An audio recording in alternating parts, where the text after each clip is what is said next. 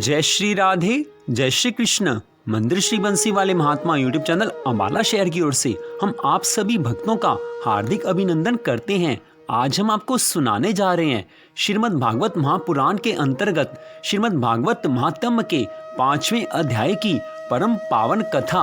आपसे एक छोटा सा निवेदन कि इस कथा को सुनकर आप इस वीडियो के कमेंट बॉक्स में जय श्री राधे कृष्ण अवश्य लिखें। तो अब श्रीमद् भागवत महात्म्य के 5वें अध्याय की परम पावन कथा। बोल श्री राधा कृष्ण भगवान की जय। बोल श्रीमद् भागवत महापुराण की जय। अब 5वां अध्याय, धुंधकारी को प्रेत योनि की प्राप्ति और उससे उद्धार।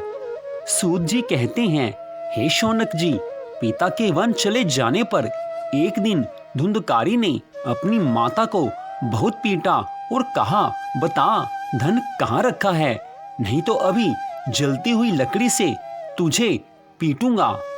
उसकी इस धमकी से डरकर और पुत्र के उपद्रवों से दुखी होकर वह रात्रि के समय कुएं में जा गिरी और इसी से उसकी मृत्यु हो गई। योगनिष्ठ गोकर्ण जी तीर्थ यात्रा के लिए निकल गए। उन्हें इन घटनाओं से कोई सुख या दुख नहीं होता था, क्योंकि उनका ना कोई मित्र था ना कोई शत्रु। धुंधकारी 5 वेश्याओं के साथ घर में रहने लगा। उनके लिए भोग सामग्री जुटाने की चिंता ने उसकी बुद्धि नष्ट कर दी और वह नाना प्रकार के अत्यंत पाप कर्म करने लगा। एक दिन वेश्याओं ने उससे बहुत से गहने मांगे। वह तो काम से अंधा हो ही रहा था। मौत की उसे कभी याद ही नहीं आती थी। बस उन्हें जुटाने के लिए वह घर से निकल पड़ा। वह जहाँ तहाँ से बहुत सा धन चुराकर घर लौट आया तथा उन्हें कुछ सुंदर वस्त्र और आभूषण लाकर दिए। चोरी का बहुत सारा माल देकर वेश्याओं ने मन में सोचा कि यह हमेशा दूसरों का धन चुराकर हमको देता है। यदि यह कभी पकड़ा गया तो इसके साथ राजा हमें भी दंड देंगे। ऐसा सोचकर उन्होंने उसके गले में फांसी लगा दी। इससे भी वह नहीं मरा तो उन्होंने जलती हुई लकड़ियों से मार मार कर उसकी जान ले ली और उसे उसी स्थान पर एक गड्ढा खोदकर गाड़ दिया। कुछ समय बाद वैश्या के पड़ोसियों ने पूछा कि तुम्हारे घर पर धुंधकारी दिखाई क्यों नहीं देता। तब उन्होंने कह दिया कि वह व्यापार करने के लिए कहीं परदेश को गया है। हे ऋषियों, इसे सत्य मानना कि वैश्या कभी किसी की हितैषी नहीं होती। वह पहले तो उसका धन हरण करती है और फिर उसके प्राणों को भी हर लेती है। उसकी जीवा पर तो अमृत और उदर में हलाहल विष ही भरा होता है। इस प्रकार धुंधकारी मरने के पश्चात एक प्रेत बन गया। तब उसे गर्मी, सर्दी, वर्षा तथा भूख प्यास सताने लगी। इसके पश्चात जब गोकर्ण को यह समाचार ज्ञात हुआ कि उसका भाई धुंधकारी मर गया है और उसका क्रियाकर्म नहीं हुआ है, तब उसने गया जी में जाकर धुंधकारी का श्राद्ध किया और वह जिस तीर्थ में जाता वहीं उसका श्राद्ध कर देता था। कई तीर्थ करने के पश्चात जब गोकर्ण अपने घर आया और रात को वहीं सोया तो उसने धुंधकारी को कभी बैल, कभी हाथी, कभी भैंस तथा कभी मनुष्य रूप में देखा। तो गोकर्ण ने उससे पूछा कि तू भूत, प्रेत अथवा राक्षसों में से कौन है। उसकी बात सुनकर धुंधकारी रोने लगा। उसमें बोलने की सामर्थ्य नहीं थी, अतः वह कुछ नहीं कह सका। गोकर्ण ने जब यह देखा कि वह रोने के अलावा कुछ नहीं कहता है, तब उसने मंत्र पढ़कर जल छिड़का। उस जल के छिड़कते ही उसका बोल निकलने लगा।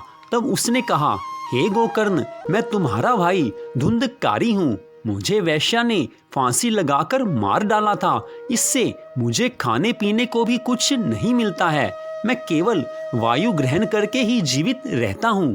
अतः अब तुम आ गए हो तो मेरा इस प्रेत योनि से किसी प्रकार उद्धार करो। धुंधकारी की यह बात सुनकर गोकर्ण ने कहा, मैंने तो तेरे उद्धार के लिए गया आदि सभी तीर्थों में श्राद्ध किया था, फिर तू इस प्रेत योनि से क्यों नहीं छूटा। वह कहने लगा, चाहे तुम हजारों श्राद्ध करो परंतु मैं घोर पापी होने के कारण सहज ही मोक्ष नहीं पा सकता। अब तुम कोई ऐसा उपाय करो जिससे मैं इस अधम योनि से छूट जाऊं। यह सुनकर गोकर्ण बोला, अच्छा तो तू कुछ दिन और धीरज धारण कर, मैं शीघ्र ही तेरा उद्धार करूंगा। गोकर्ण की यह बात सुनकर धुंधकारी वहां से चला गया। जब नगर के लोग गोकर्ण से भेंट करने के लिए आए तो उसने सबका यथायोग्य सम्मान किया। उसके उपरांत कुछ दिनों बाद उसने विद्वान पंडितों एवं महापुरुषों से अपने भाई धुंधकारी के उद्धार के लिए उपाय पूछा। पंडितों ने बताया कि इसके उद्धार का उपाय सूर्यदेव भगवान ही बतला सकते हैं, इसलिए तुम सूर्यदेव की आराधना करो। यह कहकर पंडित तो चले गए। तब गोकर्ण ने सूर्यदेव भगवान का पूजन तथा चिंतन शुरू कर दिया। उसकी भक्ति से प्रसन्न होकर सूर्यदेव प्रकट हो गए। तब उसने हाथ जोड़कर उनसे प्रार्थना की कि हे सूर्यदेव, अब आप मुझे धुंधकारी के उद्धार का उपाय बताने की कृपा करें। तब सूर्यदेव भगवान ने कहा कि तुम श्रीमद् भागवत की सप्ताह कथा धुंधकारी को सुनाओ, उसी से उसका उद्धार हो जाएगा। तब गोकर्ण ने विद्वान पंडित, योगी और महात्माओं को बुलाकर श्रीमद् भागवत का सप्ताह यज्ञ प्रारंभ किया।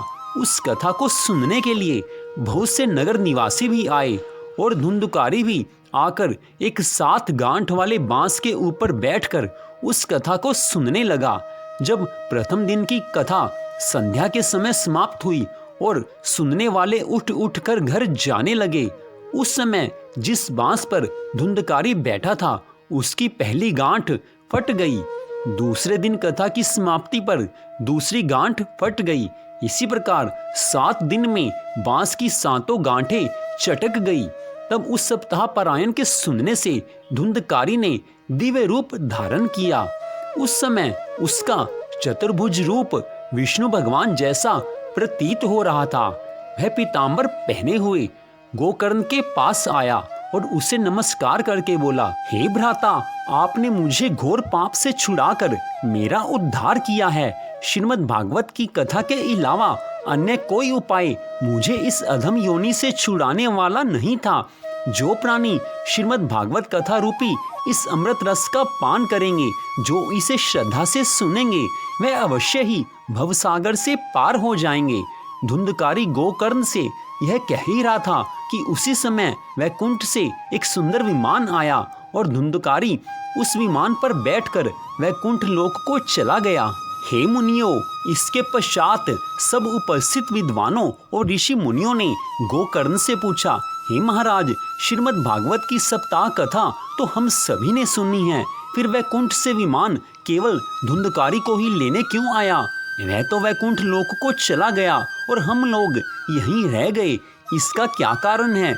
गोकर्ण ने उत्तर दिया, हे भाइयों, इस कथा के फल में केवल यही अंतर है कि जो व्यक्ति इस कथा को मन लगाकर सुनते हैं, श्रद्धा भावना से सुनते हैं, वह तो इस कथा का पूर्ण लाभ प्राप्त करते हैं, और जो लोग कथा सुनते समय अपना मन स्त्री पुत्र आदि के मोह में लगाए रहते हैं, उन्हें इस कथा का पूर्ण फल नहीं मिलता। मुक्ति तो एकाग्र चित्त से कथा सुनने वाले को ही मिलती है। इसलिए श्रीमद् भागवत की कथा को सदा श्रद्धा भावना से सुनना चाहिए। यह वचन सुनकर समस्त श्रोता लज्जित हो गए। तब उन्होंने गोकर्ण से कहा, हे महाराज, आप कृपा करके एक बार और इस श्रीमद् भागवत सप्ताह कथा को सुनाइए, जिसे हम मन लगाकर सुन सकें और मोक्ष प्राप्त कर सकें। उन सब की यह विनय सुनकर गोकर्ण ने पुण्य श्रावण मास में श्रीमद् भागवत कथा को सुनाना आरंभ कर दिया। उस सप्ताह कथा को अनेकों लोगों ने एकाग्रचित्त होकर सुना, जिसके फल स्वरूप कथा समाप्ति के दिन वहां अनेकों विमान आए। यह दृश्य देखकर श्रोताओं ने गोकर्ण से कहा, हे महाराज, आपकी कृपा से हम लोगों का उद्धार हुआ है।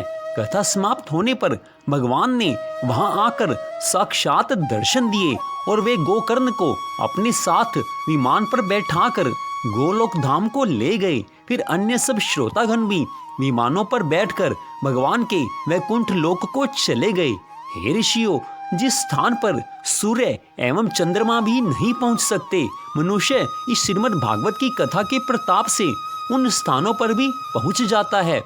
इस श्रीमद् भागवत की कथा को सुनने या पढ़ने से जो फल मिलता है वह फल अनेकों यज्ञ, तप, व्रत, तीर्थ एवं दान आदि करने से भी प्राप्त नहीं होता है। श्रीमद् भागवत की कथा को प्रतिदिन पढ़ने या सुनने से मोक्ष मिलता है। तो इस प्रकार श्रीमद् भागवत महापुराण की कथा में श्रीमद् भागवत महात्म्य के 5वें अध्याय की कथा का यहीं पर विश्राम होता है। मंदिर श्री बंसी वाले महात्मा यूट्यूब चैनल अम्बाला शहर की ओर से इस कथा को सुनने के लिए आप सबका हार्दिक धन्यवाद। भगवान श्री राधा कृष्ण जी की अनंत कृपा सदा आप सब पर बनी रहे, इसी मंगल कामना के साथ जय श्री राधा रानी सरकार की, जय श्री कृष्ण भगवान जी की, जय श्रीमद् भागवत महापुराण की, जय जय श्री राधे, जय जय श्री राधे, जय जय श्री राधे श्याम।